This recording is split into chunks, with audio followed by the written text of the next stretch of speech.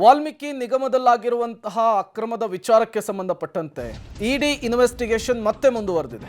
ವಾಲ್ಮೀಕಿ ನಿಗಮದಲ್ಲಿ ಅವ್ಯವಹಾರದ ಪ್ರಕರಣಕ್ಕೆ ಸಂಬಂಧಪಟ್ಟಂತೆ ಮತ್ತೆ 5 ದಿನಗಳ ಕಾಲ ಜಾರಿ ನಿರ್ದೇಶನಾಲಯದ ಕಸ್ಟಡಿಗೆ ಮಾಜಿ ಸಚಿವ ನಾಗೇಂದ್ರ ಅವರು 82ನೇ ಜನಪ್ರತಿನಿಧಿಗಳ ಕೋರ್ಟ್ನಿಂದ ಈ ಆದೇಶ ಹೊರಬಿದ್ದಿದೆ. ನ್ಯಾಯಮೂರ್ತಿ ಸಂತೋಷ್ ಗಜಾನನ್ ಭಟ್ರಿಂದ ಆದೇಶ ಹೊರಡಿಸಿರುವಂತಹದ್ದು. ವಾಲ್ಮೀಕಿ ನಿಗಮದಲ್ಲಿ ಅವ್ಯವಹಾರದ ಪ್ರಕರಣ ಈಗಾಗಲೇ 13 ಜನರ ಬಂಧನ ಆಗಿದೆ. ಮಾಜಿ ಸಚಿವ ನಾಗೇಂದ್ರ ಅವರು ರಾಜೀನಾಮೆ ಕೊಟ್ಟಿದ್ರು, ಅವರನ್ನು ಇಡಿ ಅರೆಸ್ಟ್ ಮಾಡಿತ್ತು, ನಿರಂತರವಾಗಿ ವಿಚಾರಣೆಗೊಳಪಡಿಸಿದೆ.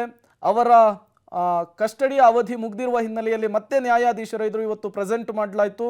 ಇನ್ನೂ ಹೆಚ್ಚಿನ ವಿಚಾರಣೆಯನ್ನು ನಡೆಸಬೇಕಿದೆ, ಹಾಗಾಗಿ ನಮ್ಮ ಕಸ್ಟಡಿಗೆ ಕೊಡಬೇಕು ಅಂಥೇಳಿ ವಾದವನ್ನು ಮಂಡಿಸಲಾಯಿತು. ಇದನ್ನು ಆಲಿಸಿದಂತಹ ಮಾನ್ಯ ನ್ಯಾಯಾಧೀಶರು ಮತ್ತೆ ಇಡಿ ಇನ್ವೆಸ್ಟಿಗೇಷನ್ಗೆ ಕೊಟ್ಟಿರುವಂತಹದ್ದು 5 ದಿನಗಳ ಕಾಲ ಇಡಿ ಕಸ್ಟಡಿಗೆ ನಾಗೇಂದ್ರ ಅವರನ್ನು ಕೊಡಲಾಗಿದೆ.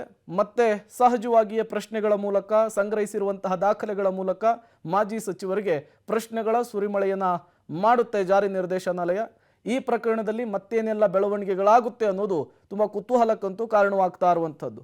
ಒಂದು ಕಡೆ ದದ್ದಲ್ ಹೆಸರು ಕೂಡ ಕೇಳಿ ಬರ್ತಾ ಇದೆ, ಬಂಧನದ ಭೀತಿ ಇದೆ ಅಂತ ಹೇಳಲಾಗ್ತಾ ಇದೆ. ಆದರೂ ಕೂಡ ಅವರು ಅಧಿವೇಶನದಲ್ಲಿ ಭಾಗಿಯಾಗಿದ್ದಾರೆ. ಈ ಬೆಳವಣಿಗೆಗಳ ನಡುವೆ 5 ದಿನಗಳ ಕಾಲ ಇಡಿ ಕಸ್ಟಡಿ ನಾಗೇಂದ್ರ ಅವರು ಇದರಲ್ಲಾದರೂ ಎಕ್ಸ್ಟೆಂಡ್ ಆಗಿರುವಂತಹದ್ದು.